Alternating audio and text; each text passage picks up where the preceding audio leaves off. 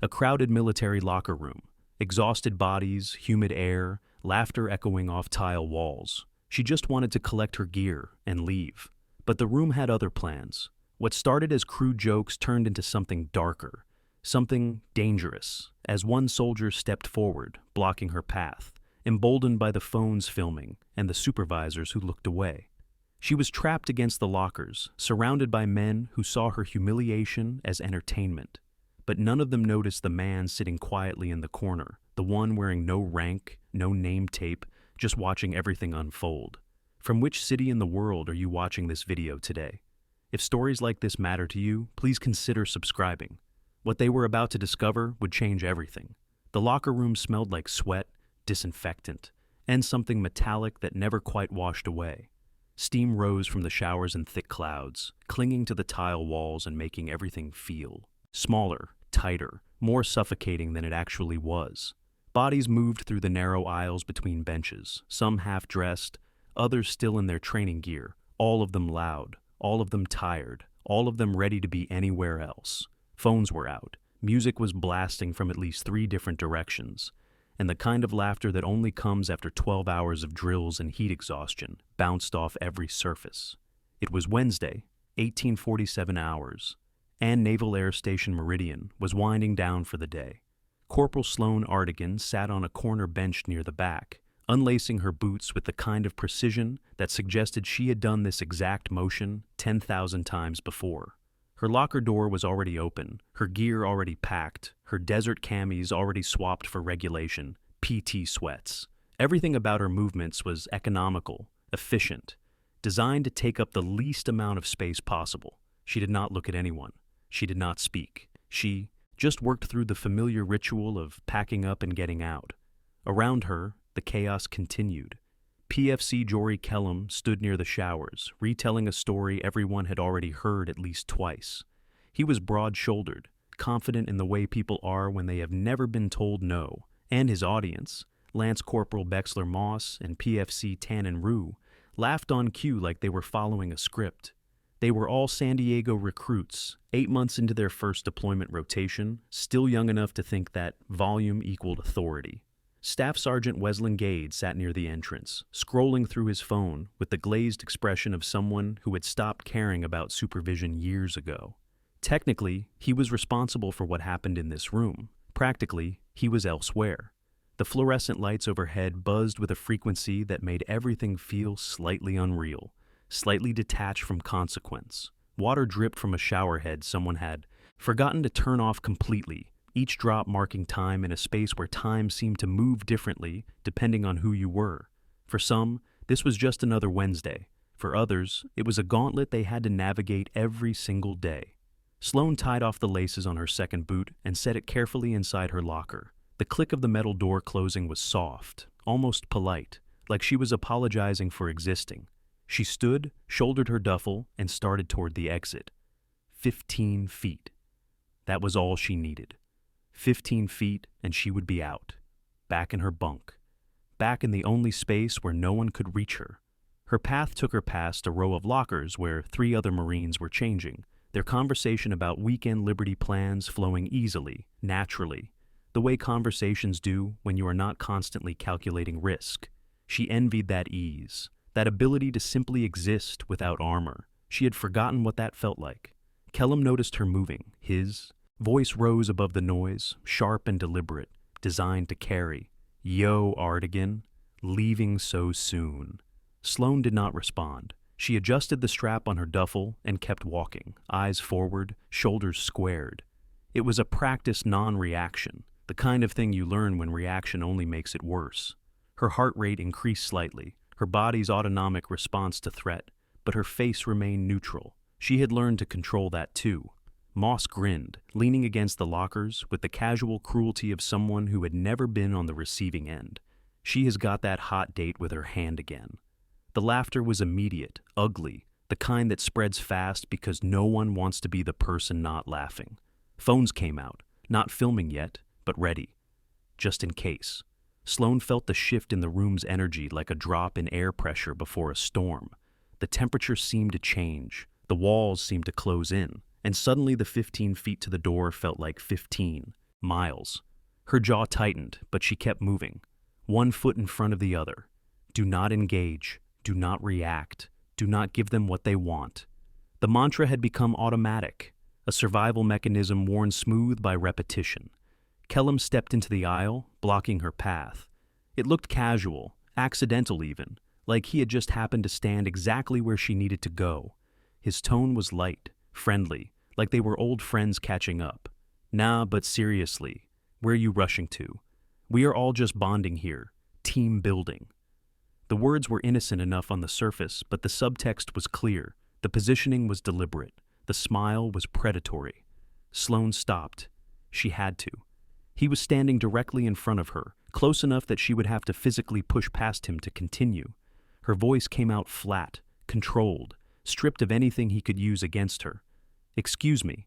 Kellum did not move. His smile widened, showing teeth. Damn, that is cold. We train together, eat together, bleed together, but you cannot even hang out for 5 minutes. Behind him, Sloane could see the door. She could see freedom. She could see the moment this would end if he would just move. But he did not move. He never moved. This was the game. This was always the game. Rue chimed in from the bench, his voice carrying that performative incredulity that always precedes cruelty. Maybe she thinks she is too good for us.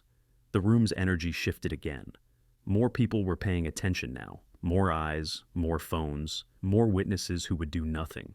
Sloane looked past Kellum to the door, then to Staff Sergeant Gade, who was still on his phone, still scrolling, still determinedly not seeing what was happening 6 feet from where he sat. She took a measured breath, the kind you take when you are trying to keep your heart rate steady, trying to keep your body from betraying how afraid you actually are. I am not doing this. Her voice was steady, but inside she was calculating. Could she push past him? Would that give him excuse to escalate? Would anyone intervene if things got physical? The answers were no, yes, and no. She knew the answers because she had been through variations of this scenario dozens of times before. She tried to sidestep. Kellum matched her movement instantly, like they were dancing, like this was choreography. He leaned in slightly, close enough that she could smell the sweat on him, close enough that his voice dropped into something quieter, something meant just for her, but loud enough for the front row. Or maybe she is scared someone is going to find out what she really does in the showers when nobody is. The implication hung in the air, crude and deliberate. Move. The word came out louder than she intended, harder, and the room went silent. Not quiet. Silent. The kind of silence that happens when everyone realizes something interesting is about to happen.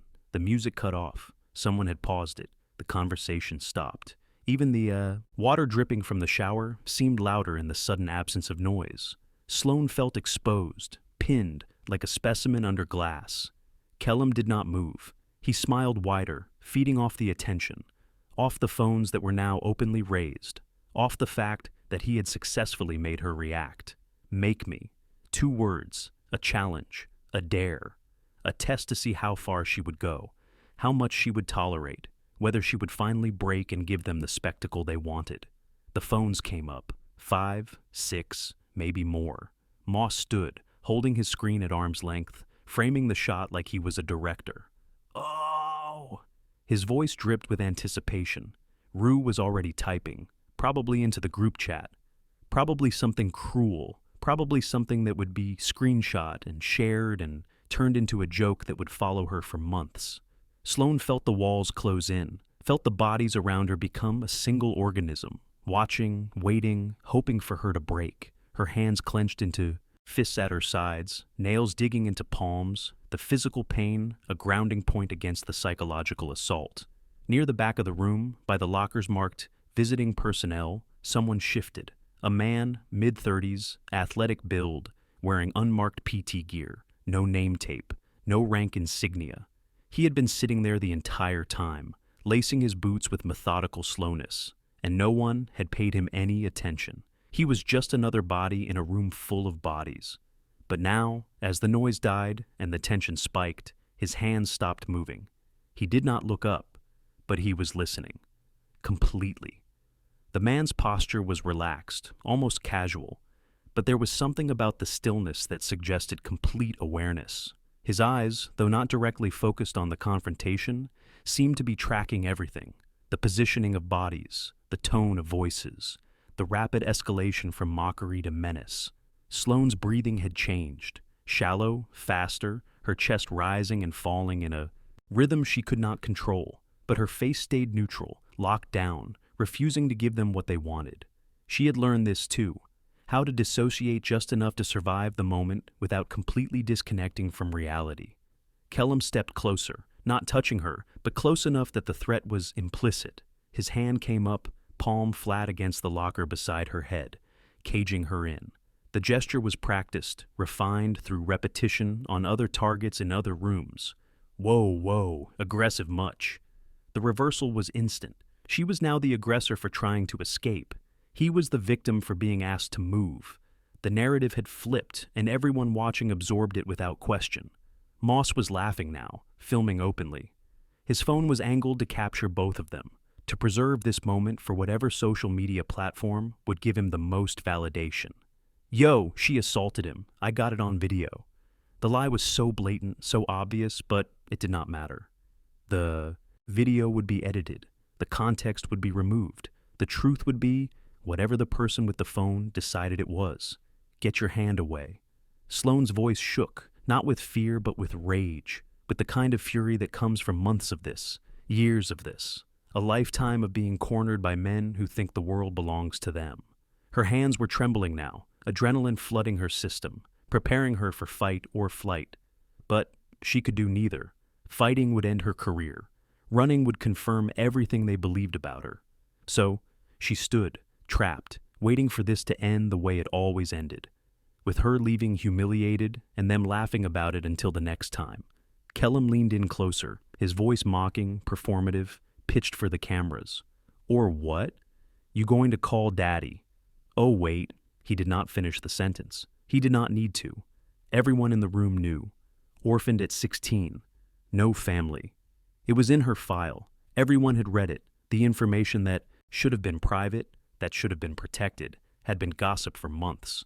The laughter that followed was vicious, sharp-edged, the kind that leaves scars. Sloane felt something crack inside her chest, some small piece of armor that she had been maintaining through sheer will. Her eyes stung, but she refused to let the tears form. Not here, not now, not for them. The unmarked man stood, slowly. No urgency. He walked toward the sinks, passing within 10 feet of the confrontation, and turned on the faucet. He washed his hands with deliberate care, like he had all the time in the world, like nothing happening behind him mattered. The water ran clear, then soapy, then clear again. He took his time. Behind him, partially visible on his duffel bag propped against the wall, was a small patch, a trident. Navy SEAL Warfare Specialist. The symbol was distinctive, unmistakable to anyone who knew military insignia. But in a room full of junior enlisted and checked out NCOs, it went, unnoticed. Clipped to the bag was a laminated card, official-looking, with text too small to read from a distance. It swayed slightly as someone walked past, catching the fluorescent light. Kellum was emboldened now, feeding off the cameras, off the laughter, off Gade's continued silence. The staff sergeant had glanced up once, seen the confrontation, and immediately returned his attention to his phone. The message was clear. Handle it yourself. Do not make it my problem. Do not make me do my job. You want to leave. Fine. But first, say please. Kellum's voice was loud now, confident, secure in the knowledge that no one would stop him, that no one had ever stopped him before. Sloane's hands clenched into fists. She could feel her nails digging into her palms hard enough to leave marks, could feel the adrenaline flooding her system, screaming at her to fight or run, but she could do neither. Fighting would end her career. Running would confirm everything they believed about her. So she stood, trapped, calculating whether there was any way out of this that did not destroy her. Come on, just say please, Jory, let me pass. Say it nice. His tone was mocking, each word deliberately drawn out, designed to humiliate. Moss was cackling now, phone still up, making sure he captured every angle, every moment of her discomfort. Do it for the gram. The phrase hung in the air, a reminder that her humiliation was not just for this room, not just for these people, but for anyone with an internet connection. Her pain would become entertainment, Her trauma would become content. Sloane did not say please. She would not. Some line she could not cross, some core of dignity she could not surrender. She tried to push past. Kellum's hand shot out, palm slamming against the locker beside her head, blocking her escape route completely. He was not touching her. He was careful about that. But he did not need to. The threat was clear. The cage was complete. The sound of his palm hitting metal echoed through the room, sharp and final. Several people flinched, but no one moved. No one intervened. No one did anything except watch and record and laugh. The unmarked man dried his hands. He folded the paper towel precisely, creased it along exact lines, and dropped it in the trash. Then he closed his duffel, the zipper's sound sharp, final, cutting through the noise like a knife. He picked up the bag and started toward the exit. He would have to walk directly through the confrontation to get there. His footsteps were measured, unhurried. He moved with the kind of confidence that comes from knowing exactly what you are capable of, from having been tested in ways most people cannot imagine. Kellum noticed him, stepped aside slightly, his tone shifting to something polite, performative. "Sorry, man, just give us a sec." The man stopped. He looked at Kellum. His eyes were dark, unreadable, and the weight of his gaze made Kellum's smile falter. The man did not speak. He just looked, and somehow, in that silence, in that stillness, the entire dynamic of the room shifted. Kellum shifted uncomfortably, suddenly aware that he was being evaluated, measured, assessed by someone whose opinion actually mattered. It is fine. We are good." The man's eyes moved slowly across the room. Gade, still on his phone. Moss, still filming. Rue, still grinning. The other bodies, watching, silent, complicit. His gaze cataloged everything, recording details that would later become evidence, building a case that was already airtight.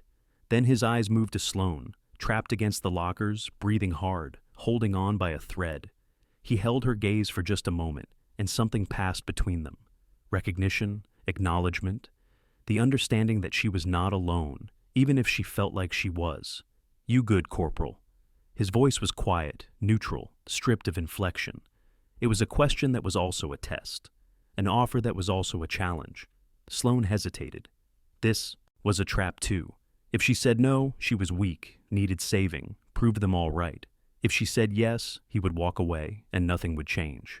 "I am fine." The words cost her something to say. They were not true, and they both knew it. But they were necessary.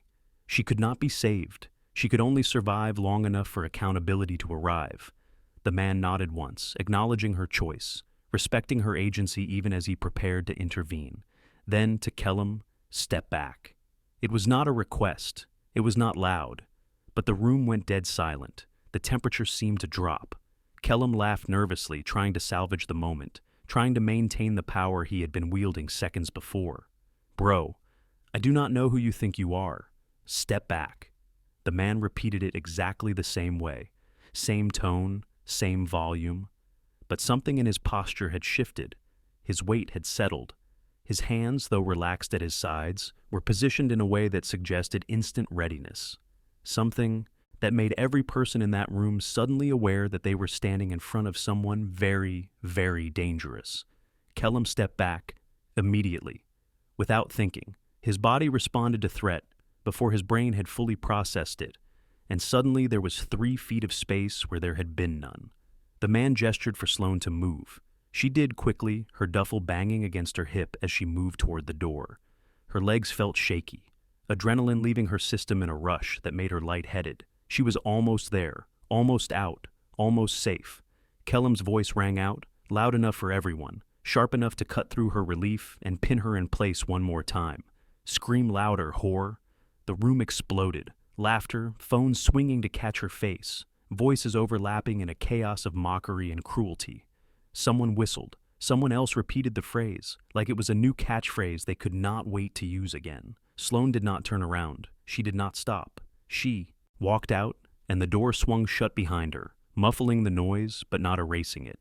The laughter followed her down the hallway, in her head, if not in reality, branding itself into her memory as another scar in a collection that was already too large. The unmarked man stood in the center of the room, watching her go. His expression had not changed, but something in his eyes had hardened. He turned back to face them, slowly, deliberately. The room, still buzzing with laughter, did not immediately notice the shift. He reached into his pocket and pulled out the laminated card. He held it for a moment, feeling its weight, considering the moment. Then he set it on the bench directly in front of Kellum, the plastic clicking against metal. "Read it!" The laughter began to die. Kellum looked down at the card, his smile still in place but starting to falter. He picked it up. His eyes scanned the text once, then again, and the color drained from his face like someone had opened a valve. His hands started shaking. The room went silent. Not the silence of anticipation, the silence of realization, the silence of men who had just discovered they were not the predators. They were the prey. And someone had been watching the entire time. The card was simple, official, impossible to misunderstand. Black text on white plastic, government issued, carrying the full weight of military authority. Lieutenant Commander Dashiell Pryor, Naval Special Warfare Command. Behavioral Integrity Assessment. Evaluation in progress. Kellum's mouth moved, trying to form words, but nothing came out. Moss lowered his phone slowly, his face pale. Rue stood frozen, understanding dawning in his eyes. Around the room, bodies that had been relaxed, confident, complicit, suddenly became rigid with fear. Pryor let the silence build, let them sit with what they had just learned, let the full weight of consequence begin to settle. Then, quietly, calmly, with the absolute certainty of someone who held all the cards, he spoke. "You are being evaluated, all of you, have been since 0600 this morning." The words landed like physical blows. Someone's phone clattered to the floor. No one moved to pick it up. The only sound in the room was breathing, rapid and shallow, the sound of panic beginning to take hold. 3 weeks. 3 weeks of observation. 3 weeks of documentation. 3 weeks of them showing him exactly who they were. And now the reckoning would begin. If this story resonates with you, or if you have ever witnessed something that needed to be stopped, leave a comment below. Your voice matters. And if you want to see more stories about courage and accountability, please consider subscribing. The card sat on the bench between them like a loaded weapon, its laminated surface reflecting the harsh fluorescent lights overhead. Kellum stared at it, his hands trembling so violently that the card rattled against the metal bench, creating a rhythmic sound that filled the suffocating silence. Around him, the locker room had transformed from a space of casual cruelty into something else entirely. A courtroom, an interrogation room, a place where every word spoken in the last 20 minutes would be weighed, measured, and used as evidence. Lieutenant Commander Dashiell Pryor stood perfectly still, his posture relaxed, but his presence filling the room in a way that had nothing to do with physical size.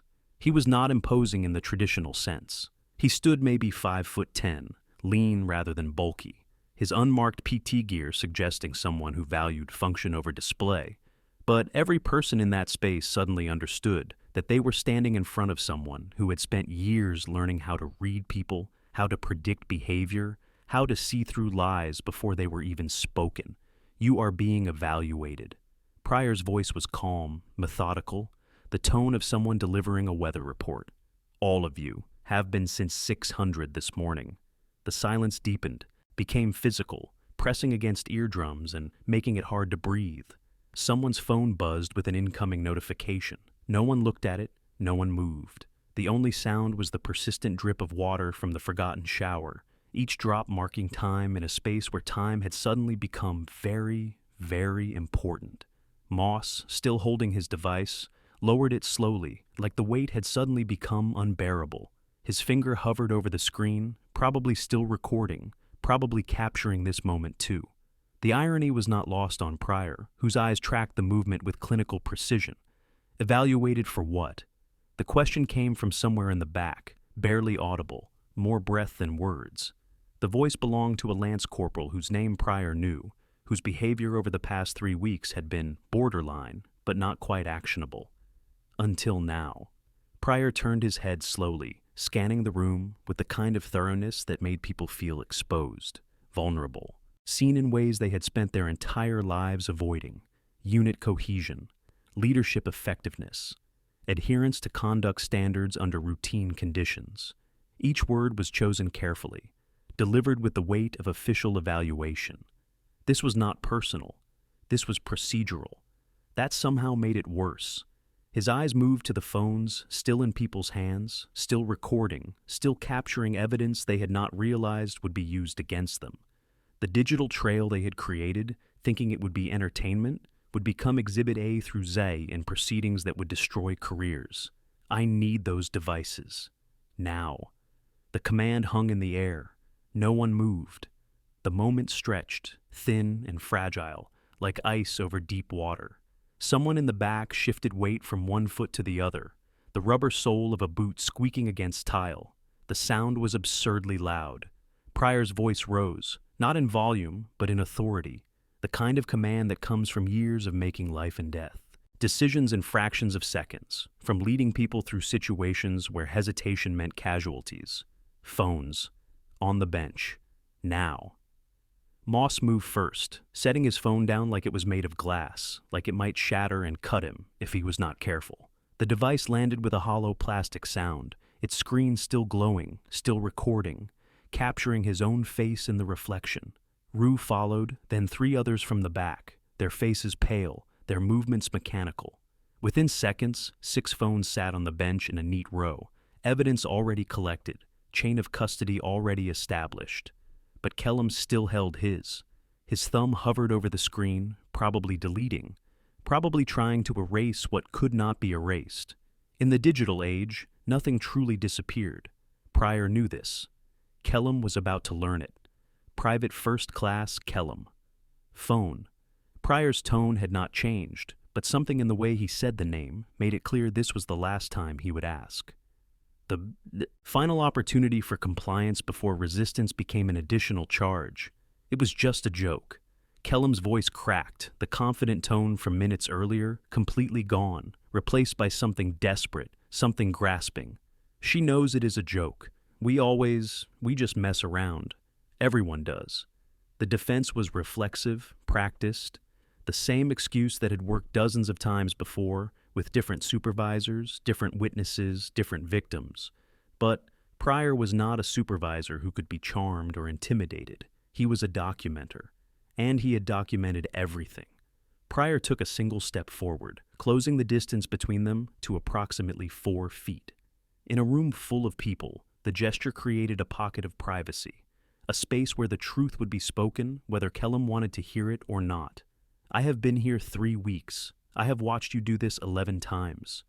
To 3 different women. The number landed like a physical blow. Kellum's face went from pale to gray, his entire body trembling now, the phone slipping in his sweaty grip. 11 times. Not once. Not a mistake. A pattern. A documented, irrefutable pattern of predatory behavior. The room seemed to contract. People who had been standing began to sit, their legs suddenly unable to support their weight. Others leaned against lockers, needing something solid to anchor themselves as the full scope of what was happening became clear. You escalate when supervisors are distracted. Pryor's voice remained clinical, factual, but the weight of each word was crushing. You test boundaries. You create hostile situations. You weaponize crowds. You use the presence of recording devices to humiliate your targets while creating plausible deniability for yourself. Each statement was delivered with the precision of a prosecutor building a case, which was exactly what Pryor was doing. He had been building this case for 3 weeks, 21 days of observation, hundreds of hours of documentation, all leading to this moment. You knew exactly what you were doing. I never touched her. Kellum's voice was barely a whisper now, grasping for any defense, any technicality that might save him. The last refuge of someone who had carefully calculated how far he could go without crossing into territory that would be undeniable. Pryor pulled a small notebook from his pocket, standard government issue, the kind intelligence personnel used for field notes. He flipped it open to a page marked with a yellow tab, one of dozens of tabs throughout the book. Each tab represented an incident. Each incident represented a choice. You caged her, blocked exit routes, used sexually explicit language designed to humiliate, created a hostile environment with implied threat of physical or sexual violence. Pryor read from the notebook like he was reading a grocery list, Each item checked off, verified, documented. Physical contact is not required for sexual harassment under Article 93. You know that. You were briefed on it, multiple times. He closed the notebook and returned his attention to Kellum, who looked like he might vomit. You weaponized the gap between what is technically legal and what is morally acceptable. You learned where the line was, and you danced along it, confident that your rank, your gender, and the complicity of your peers would protect you. Pryor turned, his gaze shifting to Staff Sergeant Wesley Gade, who had finally stood up, phone still clutched in his hand like a security blanket. Gade's face was ashen, his eyes wide, the expression of someone watching their career implode in real time. Staff Sergeant Gade. Pryor's tone did not rise, but the room felt colder. You heard the word whore shouted in your locker room. You saw a subordinate physically cornered by a junior enlisted. You witnessed sexual harassment occurring under your direct supervision. And you looked at your phone. Gade's mouth opened, closed, opened again. Sir, I did not realize. I thought they were just, it seemed like, you did. For 47 seconds. I timed it. Pryor pulled out his own phone, unlocked it with a thumbprint, and turned the screen toward Gade. A video played, showing Gade from a side angle, phone in hand, eyes down, while behind him, Kellum cornered Sloan against the lockers. The timestamp was visible in the corner. The duration was visible. 47 seconds of dereliction of duty, captured in high definition, impossible to deny.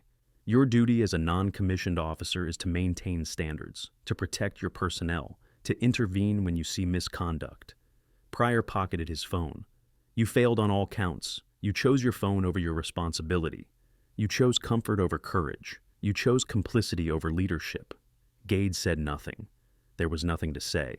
The evidence was irrefutable. The failure was complete. The consequences were inevitable. Pryor addressed the entire room now, his eyes moving from face to face, holding each gaze just long enough to make them understand they had been seen, that their choices had been witnessed, that there would be consequences. His voice remained calm, but the weight of judgment was unmistakable. 3 of you filmed for social media entertainment. 5 of you laughed. 12 of you watched and said nothing. He paused, letting the numbers settle like stones in still water, ripples spreading outward to touch everyone in the room. 1 of you asked him to stop. His eyes found a young private near the back wall, barely 20, his face pale and frightened. PVT Calix Wendell, according to the name tape on his chest. Pryor had been watching him too, had seen the internal conflict play across his face, had documented the moment when conscience almost overcame fear. Private Calix Wendell. Step forward. Calix moved like he was walking toward an execution, his boots heavy on the tile floor, each step requiring conscious effort. His breathing was shallow, rapid, the physical manifestation of panic that he was trying desperately to control. He stopped 3 feet from Pryor, standing at a loose approximation of attention, his hands trembling at his sides. You said leave her alone. Kellum told you to shut up. You did. Pryor's voice was not accusatory. It was factual, but the weight of the statement was devastating. Calix felt it like a physical blow, his shoulders sagging under the burden of his own failure. I am sorry, sir. Calix's voice broke, adolescent and raw. I should have. I did not know what to. I wanted to.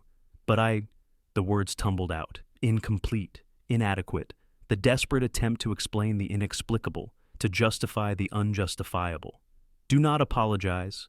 Pryor's voice softened slightly, the first hint of warmth in a conversation that had been ice cold. You tried. That matters. He let the words sit for a moment, let Calix absorb them, let the room understand that trying, while insufficient, was still more than what most had done. But trying is not enough. You should have walked out and reported it immediately. You should have gone to the staff duty officer. You should have bypassed Gade and gone to the company commander. You should have called the military police. That is the standard. Each should have landed like a hammer blow, building a case not for punishment, but for understanding, for learning, for growth. Calix nodded, tears forming at the corners of his eyes. He blinked them back, swallowed hard, tried to hold himself together in a room full of people who had already fallen apart. Pryor turned back to Kellum, who had gone from pale to gray, his entire body trembling now, the phone finally slipping from his grip and clattering to the floor. No one moved to pick it up. It lay there, screen cracked, a metaphor for everything that had just shattered. You want to know how I know it was not a joke? Kellum did not respond. He just stared at the floor, at his hands, at anything except Pryor's face.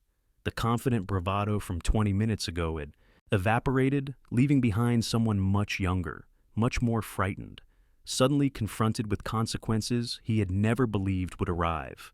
Pryor reached into his pocket and pulled out a small audio recorder, the kind investigators use, the kind that captures everything with perfect clarity. Military grade, designed for use in court proceedings, every recording time-stamped and encrypted to prevent tampering. He held it up so everyone could see it, then pressed play. The sound quality was perfect, every word clear, every laugh identifiable, every moment of cruelty preserved in digital amber. Kellum's voice filled the room, tinny but unmistakable. Rules are just suggestions when nobody is watching. Moss's voice, laughing, the sound cruel and casual. This is going on TikTok. Kellum again, quieter now, menacing, the tone of someone who knew exactly what he was doing and enjoyed it. Say it nice. Then, loud and clear, impossible to misinterpret, the final piece of evidence. Scream. Louder. Whore. Pryor stopped the recording. The silence that followed was absolute. Even the water in the showers seemed quieter, as if the building itself was holding its breath. The weight of those words, preserved and replayed, was crushing. There was no context that could soften them, no explanation that could justify them. They simply existed, stark and damning. Someone was watching. Pryor's eyes moved across the room one final time, cataloging faces, recording reactions, building the final chapter of his report. Someone is always watching. He pulled out his phone, tapped the screen twice, and set it on the bench beside the audio recorder. The screen displayed a text conversation, already sent, already received, already acted upon. Military police are en route. Kellum, Moss, Rue, you are being detained pending formal charges. Sexual harassment under Article 93. Conduct unbecoming under Article 133. Failure to obey general order regarding dignity and respect under Article 92. The list of charges was methodical, comprehensive, each article carefully chosen to ensure the maximum consequence under military law. My career. Kellum's voice was barely a whisper, the words of someone watching their entire future collapse in real time, seeing every plan, every ambition, every hope dissolve like sugar in water. Is over. Yes. Pryor said it without emotion, without cruelty, just fact. A statement of consequence that was as inevitable as gravity. He turned to Gade, who looked like he might be sick, his face a greenish pale, his hands shaking. Staff Sergeant Gade, you are being recommended for demotion to corporal and separation for dereliction of duty and failure to maintain standards under Article 92. I have a family. Gade's voice was hollow, desperate, grasping for sympathy in a situation where sympathy would not save him. I have kids. I have a mortgage. So does Corporal Artigan. Pryor's voice remained neutral, but the comparison was devastating. She has been filing complaints for 8 months. Every single one was dismissed or ignored. She documented dates, times, witnesses. She followed every official channel. She did everything right. He paused, letting the statement settle. And you, and every supervisor before you, failed her. You failed your duty. You failed your oath. You chose comfort over courage, compliance over justice, silence over action. Gade said nothing. There was nothing left to say. The evidence was complete. The judgment was final. The consequences were arriving. The rest of you.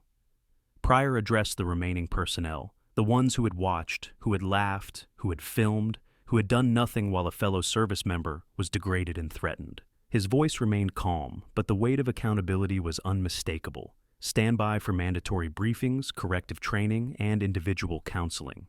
Your participation or silence in this incident will be noted in your permanent records. Depending on your level of involvement, you may face additional Article 15 proceedings or court-martial charges. The words permanent records landed with particular weight. This would follow them. Every promotion board, every transfer, every evaluation would carry this notation. Some stains never washed out. Footsteps echoed in the hallway outside, heavy, rhythmic, the unmistakable sound of boots in formation, multiple sets, moving with purpose. The door opened and 4 military police officers entered, their faces neutral, professional, their movements efficient and practiced. They wore full-duty gear, radios crackling with traffic from other parts of the base, handcuffs visible on their belts. The lead MP, a staff sergeant with 20 years of experience written into the lines of his face, approached Pryor. "Sir, we received your notification." Pryor nodded toward Kellum, Moss, and Rue. "These 3. Sexual harassment charges pending. Transport to the brig for processing." The MPs moved with practiced precision. Kellum first, turned around, hands placed behind his back, the metallic click of handcuffs closing a sound that would echo in his memory for the rest of his life. He did not resist. Resistance would only make it worse, add charges, extend consequences that were already severe enough. Moss and Rue followed, neither resisting, both silent, both already understanding that resistance would only make it worse. Their phones, still on the bench, were collected by another MP and placed in evidence bags, tagged, sealed, chain of custody maintained. As they were escorted out, Kellum looked back once, his eyes finding Gade, silently pleading for intervention that would not come, could not come. Gade looked away, unable to meet the gaze of someone whose career he had failed to save by refusing to intervene when it mattered.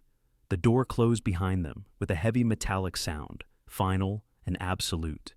Calix stepped forward hesitantly, his voice small but determined, needing to understand, needing to make sense of what had just happened. "Sir, why did you not stop it sooner?" Before he said that to her. The question hung in the air, honest and raw, the question everyone in the room was thinking, but only Calix had the courage to ask. Pryor looked at him, considering the question with the seriousness it deserved. This was not deflection. This was not justification. This was teaching. Because if I had stepped in at the first insult, Kellum gets a slap on the wrist, a counseling statement, maybe some extra duty. Everyone learns to hide it better. The behavior continues, just quieter, more careful. He paused, making sure Calix was following, making sure everyone was listening. But when I waited, when I let it escalate to its natural conclusion, he showed me exactly who he was. No ambiguity, no room for misinterpretation. No possibility of claiming it was taken out of context. He gestured around the room, and so did everyone else. I documented who laughed, who filmed, who encouraged, who stayed silent, who looked away, who chose their phone over their duty, who failed to intervene, who failed to report. I documented everything. Calix's face crumpled slightly, the weight of understanding settling on him like a physical burden. So, she was bait. The word hung in the air, ugly and accusatory. Pryor's expression hardened, the first real flash of anger he had shown. No, she was proof. There is a difference. He picked up his duffel, slinging it over one shoulder, the gesture marking the end of his time in this space, the completion of his evaluation. Proof that this is not about one bad actor. Proof that the system protects abusers through inaction. Proof that without accountability, nothing changes. Proof that what you tolerate, you endorse. The phrase from the upcoming briefing, already being prepared, already being scheduled. She held the line for 8 months. She filed complaints that were ignored. She maintained standards that no one else would enforce. She survived long enough for accountability to arrive. That is not bait. That is courage. He walked toward the exit, his footsteps echoing in the now nearly empty room. At the door, he stopped, turned back one final time.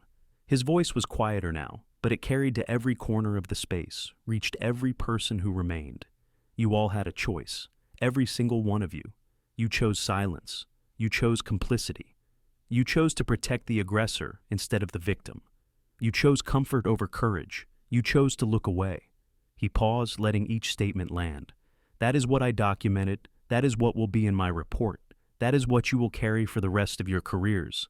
Some of you will learn from this. Some of you will become better leaders, better people. Some of you will not. He opened the door and walked out, leaving behind a room full of people who suddenly understood that their actions had consequences, that being a witness meant being responsible, that looking away was a choice that could destroy lives, including their own. The door closed behind him with a soft click that sounded like a gavel falling. The remaining personnel stood in silence, each alone with their thoughts, each replaying the last 30 minutes, each wondering if they could have done something different, if they should have acted sooner, if they would have the courage to act when the next moment came. The water in the showers finally stopped, someone having gone to turn off the forgotten valve. The room was silent except for breathing, except for the faint hum of fluorescent lights overhead, except for the crushing weight of accountability finally arriving. 72 hours later, the base was different. Not in any way you could see easily, not in physical structure or posted regulations, but in the way people moved, the way they spoke, the way they looked at each other. The consequences had begun, and everyone knew it. Kellum, Moss, and Rue were gone, their bunks already.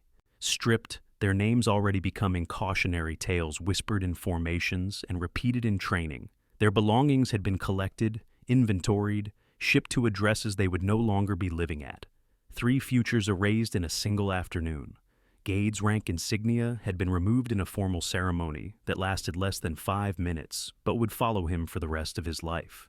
The entire company was assembled, standing in formation, watching as the chevrons were literally unpinned from his collar and replaced with lower rank. The symbolic weight of the action was intentional, designed to send a message that leadership failure had consequences. The paperwork stamped dishonorable discharge sat in official files, permanent, irreversible, damning. 3 separate personnel jackets, each containing a record that would follow them through any attempt at federal employment, any background check, any effort to rebuild what had been destroyed by their choices.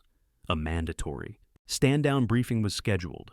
Every member of the unit, over 200 personnel, required to attend.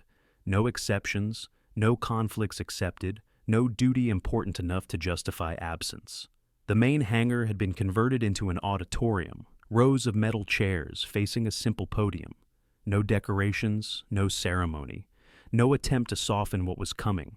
Just facts, just truth, just the weight of systemic failure finally being acknowledged. Sloane sat in the front row, her back straight, her eyes forward, her hands resting calmly in her lap. She had not asked to be there. She had not asked for visibility. She had not asked for any of this. But here she was, present, visible, undeniable. Proof that survival was its own form of resistance, that endurance was its own kind of strength. Behind her, 200 service members sat in varying states of discomfort.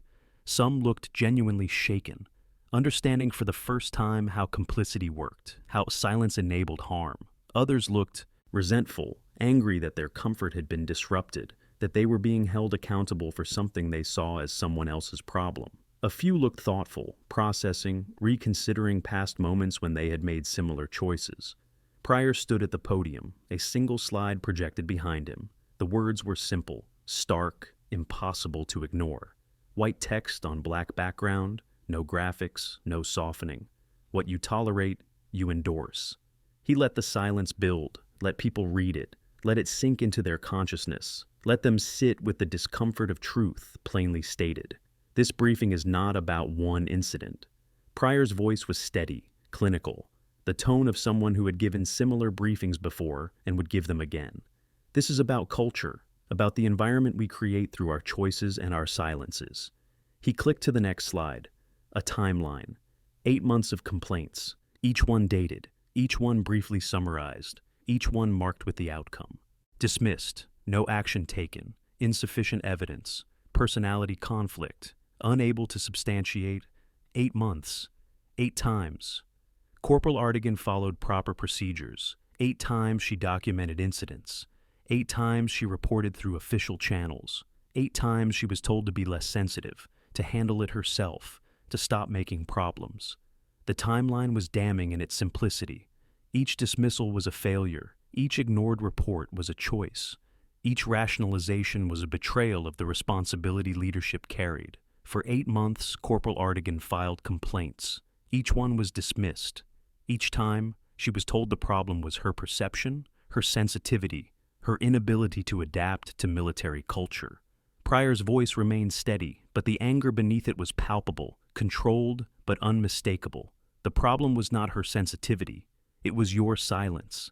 It was the silence of supervisors who chose comfort over accountability. It was the silence of peers who witnessed harassment and chose entertainment over intervention. It was the silence of a system that prioritized institutional reputation over individual safety. The next slide showed photos. Kellum, Moss, Rue, professional military headshots, taken at some hopeful moment when their careers were beginning, when possibilities seemed endless. Below each face, a single word: discharged. These three will never serve again. Their military careers are over. They will never receive veterans' benefits. They will never be eligible for federal employment. Every background check for the rest of their lives will reveal a dishonorable discharge for sexual harassment. The finality of those consequences settled over the room like a shroud. Staff Sergeant Gade, now Corporal Gade, has been demoted and reassigned pending separation. His 20-year pension is in jeopardy. His career, his retirement, his future, all compromised by 47 seconds of choosing his phone over his duty. Another slide. Your responsibility. A list of actions, each one clear, each one actionable, each one non-negotiable. If you see misconduct, you stop it. Immediately. Not later, not when convenient. Immediately. If you cannot stop it, you report it to your supervisor, to the staff duty officer, to the military police, to the inspector general. You report it and you document your report. If you are in a position of authority and you ignore misconduct, you tolerate it. And what you tolerate, you endorse. He paused, his eyes moving to the senior NCOs scattered throughout the crowd, the ones whose rank came with responsibility that could not be delegated or ignored. You are complicit. You are responsible. You are accountable. The briefing lasted 45 minutes. Pryor walked through case law, through regulation, through the specific language of Articles 92, 93, and 133. He showed statistics on military sexual harassment, on reporting rates, on conviction rates, on the gap between occurrence and accountability. He showed anonymous survey results from the unit itself, conducted 2 weeks prior, revealing that 73% of women in the unit had experienced some form of sexual harassment in the previous year. Only 11% had reported it. When asked why they had not reported, the most common answer was a belief that nothing would be done. The number sat on the screen. 73%. Almost 3/4 of the women in this room have been harassed, and most of them believed, correctly based on historical precedent, that reporting would not help. That is the culture we have created. That is what we have tolerated. That is what we have endorsed through our silence. No one moved, no one whispered, no one checked their phones. When it ended, people filed out in silence, each carrying the weight of what they had heard, what they had failed to do, what they would be expected to do differently going forward. The culture had shifted, not completely, not instantly, but perceptibly, tangibly, irrevocably. If you have been in a situation where you witnessed injustice and struggled with whether to speak up, share your story in the comments. Your experience matters. And if you believe these conversations are important, please consider subscribing to support more content about accountability and change. 1 week after the briefing, Sloan walked through the same locker room that had been the site of her humiliation. The space looked identical physically. Same tile floors, same metal benches, same fluorescent lights buzzing overhead. But the atmosphere was different, fundamentally, unmistakably different. It was quieter now, not the oppressive quiet of threat, but the respectful quiet of people being mindful of shared space. When she entered, conversations paused briefly, not in the way they used to, sharp and mocking and anticipatory, just paused. Acknowledgement without spectacle. People moved with more awareness, more care. They made space. Without being asked, adjusted their volume without prompting, modulated their behavior in ways that suggested internalized understanding rather than enforced compliance.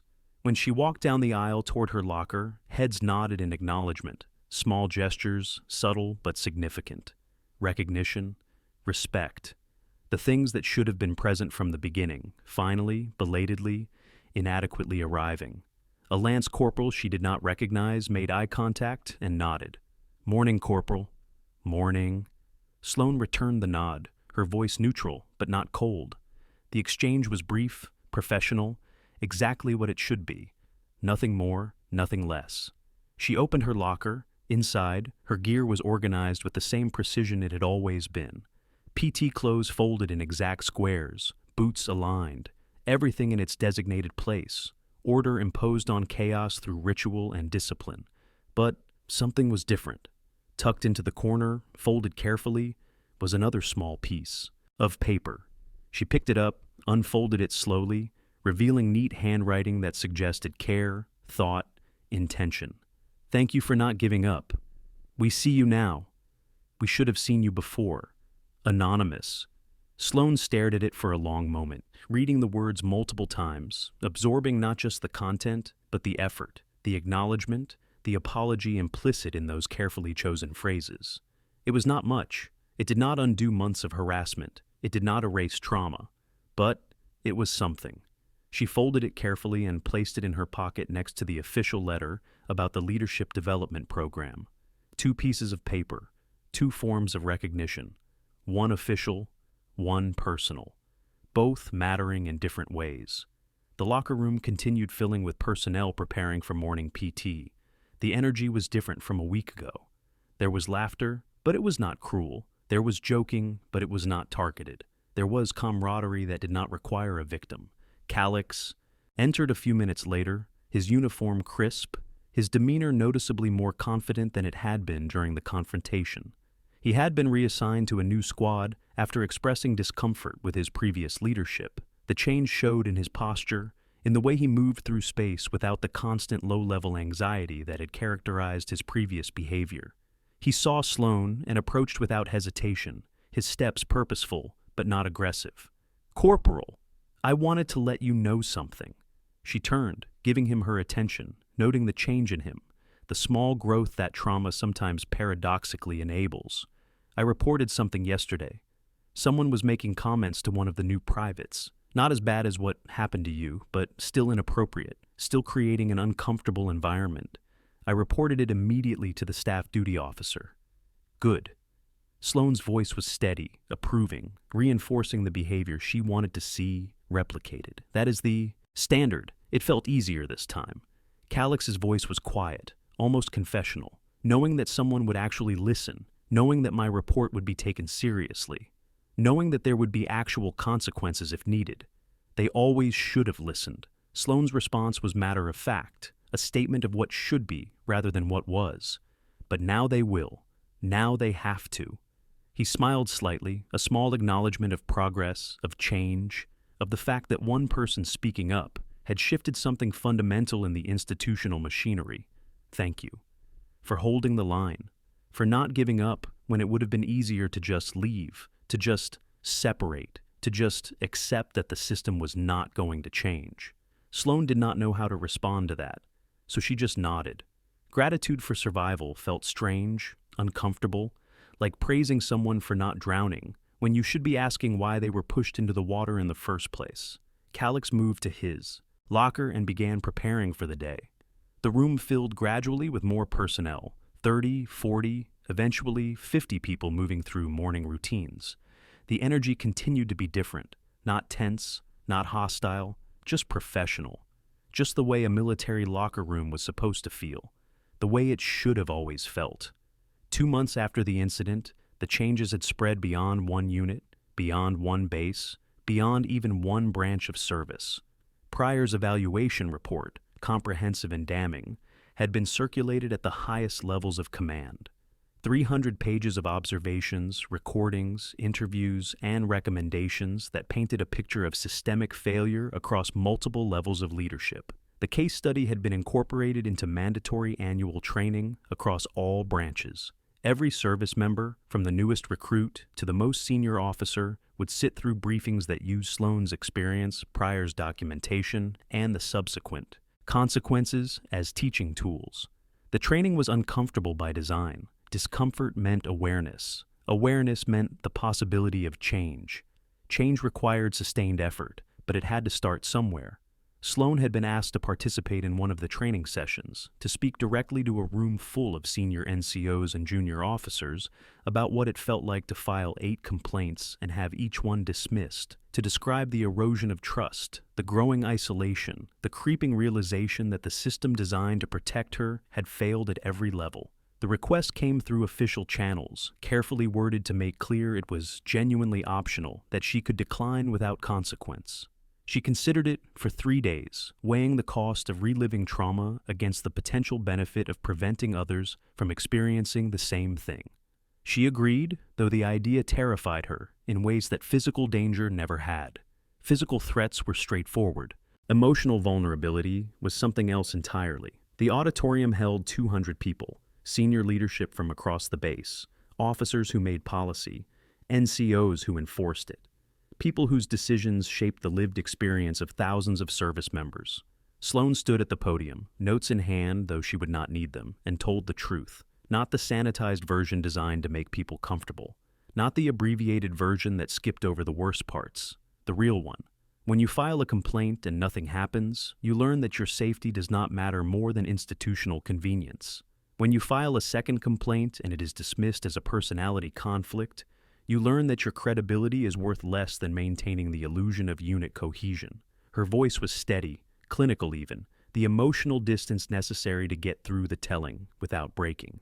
By the 8th complaint, you have learned that the system is not broken. It is working exactly as designed, to protect the institution, not the individual, to maintain the appearance of good order and discipline rather than the reality of it, to prioritize the careers of perpetrators over the safety of victims. The room was absolutely silent. Not the silence of discomfort, though discomfort was present. The silence of people finally understanding what they had been complicit in, what they had failed to see, what they were now responsible for changing. You learn to calculate risk constantly. Is this comment worth reporting? Will reporting make it worse? Will I be believed? Will there be retaliation? Will I be labeled as someone who cannot handle military culture? Will my career be destroyed for speaking up while it continues uninterrupted? She paused, looking out at faces that ranged from genuinely moved to defensively skeptical. You learn that silence is often the safest option. Not the right option, not the just option, but the safest. And safety becomes the only goal when justice is not available. After the session, Master Chief Dalton approached. She was a woman in her late 40s with 26 years of service, a reputation for uncompromising standards, and the kind of presence that made junior enlisted stand straighter without being told. She extended her hand. Sloan shook it, noting the firm grip, the direct eye contact. That took courage. More than most people in this room will ever have to show. More than they can probably comprehend. Dalton's voice was quiet but firm, carrying conviction earned through decades of navigating similar systems. I just want it to matter. Sloan's voice was steady on the surface, but the vulnerability beneath it was clear to anyone listening carefully. I want something to change so the next person does not have to go through what I went through. It does matter. Dalton's certainty was absolute. Every person in this room will carry what you said. Some will ignore it, will rationalize it, will find ways to avoid internalizing it. But some will act. Some will intervene the next time they see something wrong. Some will believe the next complaint they receive. Some will prioritize people over institutional reputation. And that is how change happens. One person at a time. One intervention at a time. One believed report at a time. She paused, then added, "You did not just survive. You changed the institution. That matters more than you probably realize right now." Dalton walked away, leaving Sloan standing alone in the emptying auditorium. She felt lighter somehow, not healed or whole or undamaged, but less alone. The burden was still there, but it was shared now, distributed across people who had finally been forced to acknowledge their responsibility.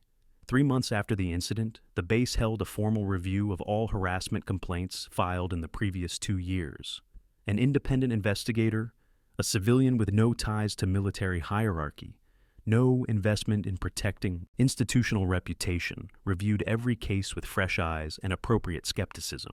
She interviewed every complainant who was willing to participate, documented every procedural failure, traced every dismissed report back through the chain of command to identify where breakdowns occurred and why. The investigation took 6 weeks. The report was devastating. Over 60 complaints had been dismissed without proper investigation. Investigations that should have taken days were closed in hours. Evidence that should have been collected was ignored. Witnesses who should have been interviewed were never contacted. 15 cases involved repeat offenders who had faced no consequences despite multiple substantiated complaints. The system had identified predators and then allowed them to continue operating, protected by leadership that prioritized short-term convenience over long-term safety. 8 supervisors were recommended for demotion or separation for failing to maintain standards. 4 dereliction of duty for prioritizing their comfort over their responsibility. The findings were made public, not classified, not buried in bureaucratic language that only lawyers could decipher. Public, posted on the base website, distributed to media, made available to anyone who wanted to understand how systemic failure operated at the institutional level. The base commander, a colonel with 28 years of service and a previously unblemished career, stood at a podium in front of assembled press and read a statement that included the word failure 17 times. He did not make excuses. He did not deflect blame. He did not minimize or rationalize or claim that isolated incidents were being blown out of proportion. He acknowledged that the institution had failed its people, that trust had been broken at multiple levels, that rebuilding it would require years of sustained effort, constant vigilance, and a fundamental shift in how leadership understood their responsibilities. Sloan watched the press conference from her barracks, laptop balanced on her knees, volume low. She had been asked if she wanted to attend, to be visible, to be part of the public acknowledgement. She declined immediately. This was not about her becoming a symbol or a spokesperson. This was about the system finally being forced to look at itself, to acknowledge its failures, to commit to change not because it was convenient, but because it was necessary. The press conference ran 35 minutes.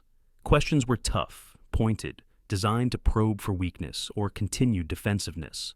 The commander answered each one directly, accepting responsibility without caveat, committing to specific measurable changes that could be evaluated and assessed. When it ended, Sloan closed her laptop and sat in silence. The public acknowledgement did not undo what had happened. It did not erase trauma or restore innocence or make her whole. But it meant something. It meant the truth had been told and could not be unsaid. Pryor had been reassigned to another evaluation, this time at a Marine Corps base in North Carolina, where similar patterns had been flagged by multiple anonymous reports. His work continued, quiet and relentless, documenting behavior, exposing failures, holding people accountable one unit at a time. He did not seek recognition. He did not give interviews. He did not write op-eds or appear on panels or leverage his work for personal advancement. He just did the work, moving from base to base, from unit to unit, leaving behind reports that could not be ignored and consequences that could not be avoided. 6 months after the incident, Sloan stood in front of her platoon for the first time as a squad leader. 20 Marines, all of them watching her, all of them aware of her story through official briefings or unofficial gossip, all of them wondering what kind of leader she would be. She did not start with a speech about her experience. She did not reference the past. She did not position herself as a survivor or a victim or a symbol. She just laid out the standards with clarity and directness that left no room for misunderstanding. You will treat each other with respect, not because I am ordering you to, but because that is the baseline requirement for professional military service. You will intervene when you see something wrong, not later, not when convenient, immediately. You will report misconduct through proper channels, and you will document your report. If you fail to do any of these things, you will answer to me, and I do not forgive easily. The Marines nodded, some looking nervous, uncertain about what this meant for them, about how their previous behavior would be evaluated. Others looked relieved, grateful for clarity, for standards that were explicit rather than assumed. All of them understood that the standards were not negotiable, not flexible based on circumstance or relationship or perceived inconvenience. Over the following weeks, Sloan proved to be exacting but fair, demanding but approachable, uncompromising on standards but willing to listen and mentor. Her platoon performed well in evaluations. Morale was consistently high. Complaints were zero. Retention rates exceeded unit averages. When a new private, barely 20 years old and fresh from training, asked her how she maintained such strong unit cohesion, Sloan answered with characteristic directness. "I do not tolerate silence. If something is wrong, we address it immediately. Not eventually, not when we get around to it. Immediately. I would rather deal with 10 false alarms than ignore one real problem. That is the standard." It was not complicated philosophy. It was not revolutionary leadership theory. It was just leadership. Consistent, accountable, present. 1 year after the incident, Sloan received a message through official channels. Lieutenant Commander Pryor was on base for a follow-up evaluation, part of standard procedure to assess whether changes implemented after incidents actually persisted, or whether units reverted to previous patterns once scrutiny decreased. He requested a meeting, offering several time slots, making clear through the formal phrasing that this was genuinely optional. Sloan agreed, curious what follow-up could possibly be needed after so much time, after so much change. They met in a small conference room in the administration building, neutral territory, private but not isolated. Pryor looked the same, still calm, still methodical, still carrying the weight of too many observations, too many documented failures, too many units where his presence meant someone had failed. He shook her hand and gestured for her to sit. The chairs were standard government issue, uncomfortable by design, a reminder that military efficiency did not prioritize comfort. "I wanted to check in, see how you were doing." His voice was direct, skipping past small talk to genuine inquiry. "I am good, better than I was." Sloan meant it. The nightmares had lessened in frequency and intensity. The hypervigilance had faded from constant to occasional. She could walk into a locker room without her heart racing, without her body preparing for threat. "I read your performance reviews. You are doing exceptionally well as a squad leader, higher than average marks in every category. Your Marines speak highly of you." Pryor's assessment was factual, based on documentation he had clearly reviewed. "I am doing what should have been done for me." Sloan met his eyes directly, no longer intimidated by rank or position, or the weight of his professional assessment. "I am making sure my people know they matter, that their safety matters, that their voices matter. That is the right answer. That is the right motivation." He paused, considering his next words carefully. "I also wanted you to know that your case has been used in 17 different training programs across all branches. Your testimony has been seen by over 10,000 service members. The policy changes that resulted from the independent review are now Department of Defense-wide." Sloan absorbed that information, unsure how to feel about it. She had not wanted to be a symbol, had not wanted her trauma to become curriculum. But if it prevented others from experiencing the same thing, if it created change that persisted beyond her individual case, then perhaps the violation of privacy, the forced vulnerability, served some purpose. Does it feel worth it? Pryor's question was direct, not rhetorical, genuinely asking whether the cost had been justified by the outcome. She considered it carefully, taking time to formulate an honest answer rather than a diplomatic one. "Some days. Other days I just wish it had never happened. I wish I could have had a normal career without becoming a cautionary tale. But if it stops someone else from going through what I went through, if it means the next complaint is actually investigated, if it means the next person who speaks up is actually believed, then yes, it was worth it. For what it is worth, and I know my opinion does not erase what happened or make it acceptable, but I think you are one of the most courageous people I have ever met. And I have met a lot of people who have done extraordinary things in combat, people who have risked their lives in ways that earn medals and recognition. But what you did, continuing to report despite being dismissed, continuing to show up despite the hostility, continuing to believe the system could work, despite all evidence to the contrary, that took a different kind of courage. Sloan did not know what to say to that. She just nodded, accepting the statement without feeling required to respond, to minimize, or to deflect. Pryor stood, preparing to leave, their business concluded. Before he did, he handed her a small card, standard business card size, with his contact information printed in simple black text. "If you ever need anything, a reference for future opportunities, advice on navigating the career, someone to listen without judgment, you have my number. Thank you, sir." She took the card, knowing she might never use it, but grateful to have it, grateful for the gesture, for the acknowledgement that connection persisted beyond the incident that had brought them together. He left, and she sat alone in the conference room for several minutes, the card in her hand, the weight of the past year settling around her like a familiar coat. She had survived. More than that, she had changed something, not everything. The military was enormous, bureaucratic, resistant to change in ways that would take decades to overcome. But something had shifted. Some small piece of the machine now functioned differently, because she had refused to be silent. 2 years after the incident, the locker room was full again. Training had just ended, bodies moving through post-exercise routines, tired but energized, sweaty but accomplished. The space hummed with the familiar sounds of military life, conversations flowing, lockers opening and closing, water running in showers, boots hitting tile floors. But the energy was fundamentally different from 2 years ago.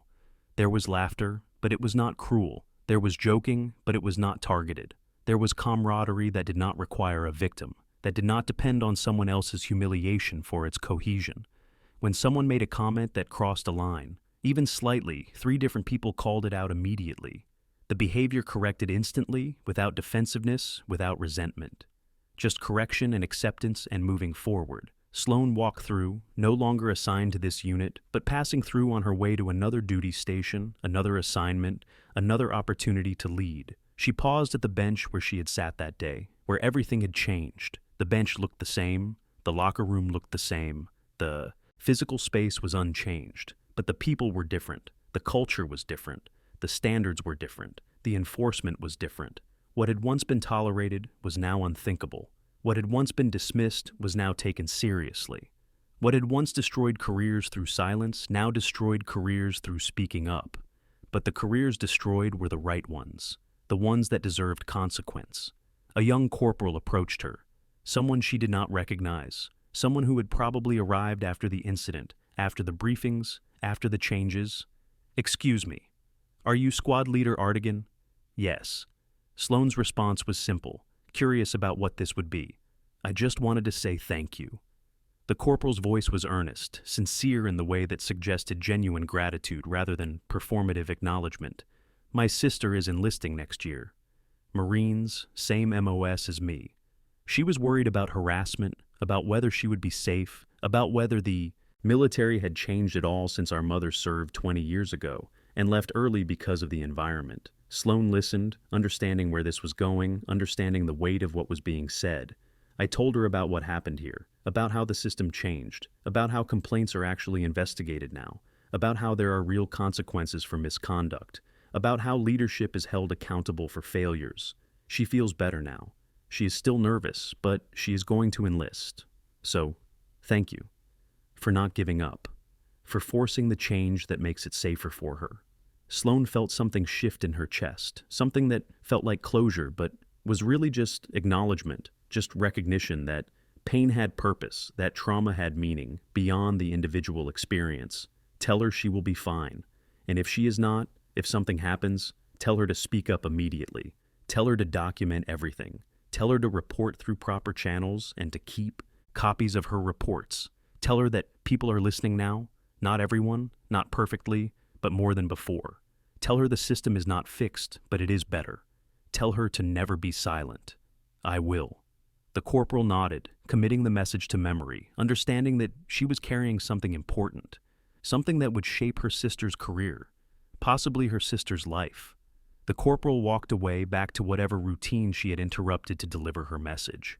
Sloane stood for another moment, looking around the locker room, seeing it not as it had been but as it was now, measuring the distance between past and present. She shouldered her bag and walked out. The door closed behind her with a soft click, and she did not look back. There was no need. The work there was done. Her work there was done.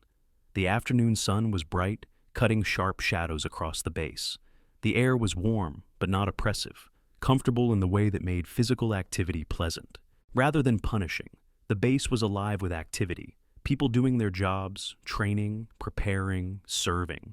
Sloane walked toward her next assignment, her next unit, her next opportunity to lead, to teach, to ensure that what happened to her would never happen to someone else on her watch.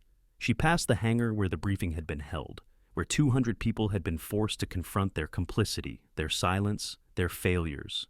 She passed the barracks where Kellum and Moss and Rue had once lived, now occupied by others, by people who knew the story, who understood the cost of silence, who had been trained on what not to do, using their behavior as the example.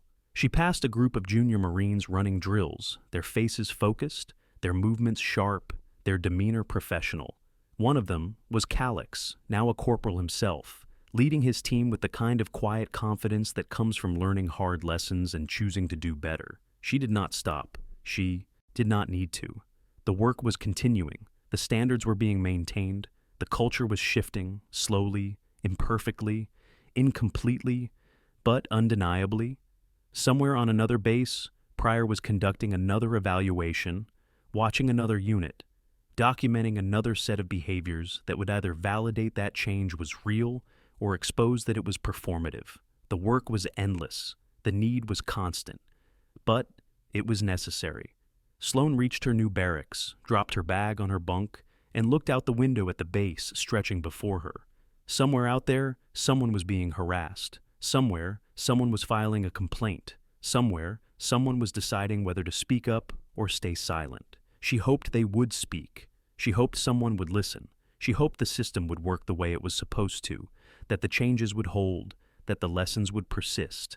And if it did not, if the system failed again, she hoped there would be a witness, someone willing to document the truth, someone willing to hold the line until accountability arrived, someone who understood that silence was not safety, that complicity was not neutrality, that looking away was a choice with consequences, because that was the standard now, not perfection, not immediate justice, not the elimination of all harm, but accountability, witnesses, people willing to act instead of watch, people willing to speak instead of stay silent, people willing to prioritize the right thing over the easy thing.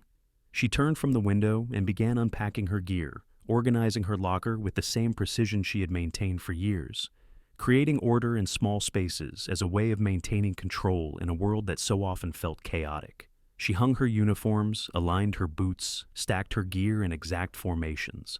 The ritual was calming, grounding, a reminder that some things remained constant even as everything else changed. On her small desk, she placed two items: the official letter about the Leadership Development Program and the anonymous note thanking her for not giving up.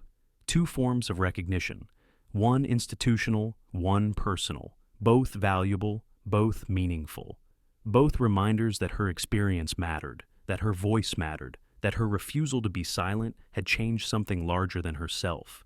She sat on her bunk, looking at those two pieces of paper, carrying with her the knowledge that courage was not loud or dramatic or cinematic. It was showing up. It was speaking up. It was refusing to look away even when looking away was easier, safer, more comfortable. It was holding the line when everyone else had abandoned their posts. It was surviving long enough for accountability to arrive.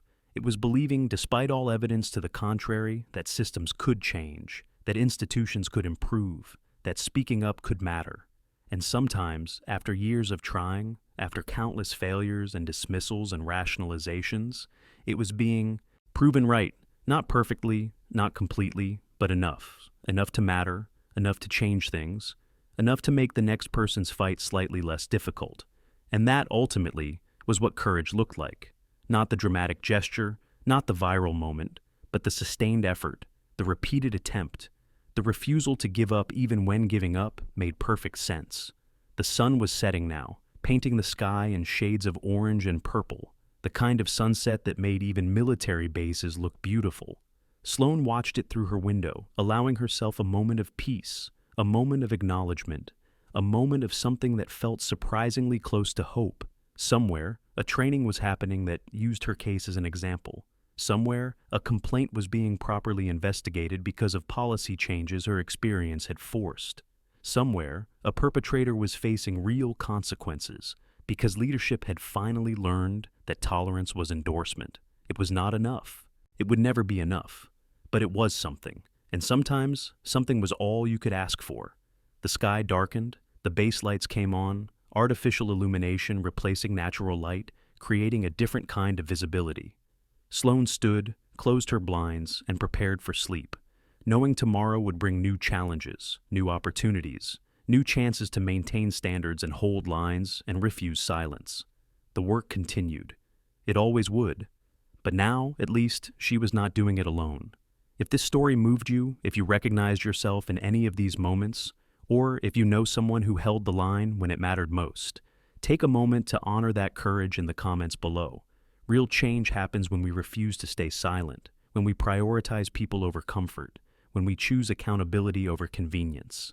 If you believe these stories need to be told, that these conversations need to continue, please subscribe and share this with someone who needs to hear it. Every voice matters. Every story counts. Every act of courage, no matter how small, contributes to the larger change we all need.